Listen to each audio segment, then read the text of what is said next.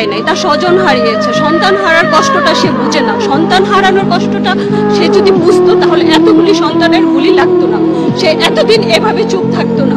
কারণ সন্তান যেভাবে আমরা লালন পালন করি, এত বছর পর্যন্ত তৈরি করি, এই সন্তানদেরকে এত অবজ্ঞা, এত অবহেলা, এটা আমাদের খুবই কষ্ট দেয়।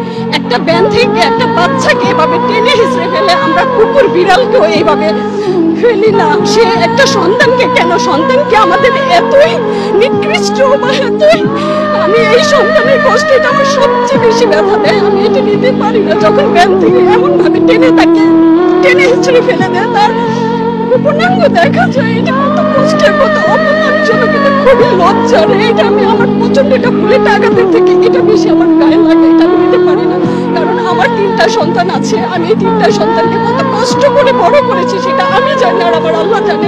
আমার হাজবেন্ড দেশের বাইরে থাকে, সে 20 বছরের ওপরে থাকে। আমি এই সন্তানগুলোকে স্কুল, ইউনিভার্সিটি এই পর্যন্ত আমার নিয়ে আসতে আমি জানি আমার কি ত্যাগ, আমার কি কষ্ট। এই কষ্টের উপরে বুলেট ছোড়া এত সহজ কিভাবে হতে পারে? কারণ সে বারবার বলে তার স্বজন হারিয়েছে, তার সন্তান হারাই নাই। সন্তান হারানোর কষ্টের সাথে দুনিয়ার কোনো কষ্ট মিলবে না।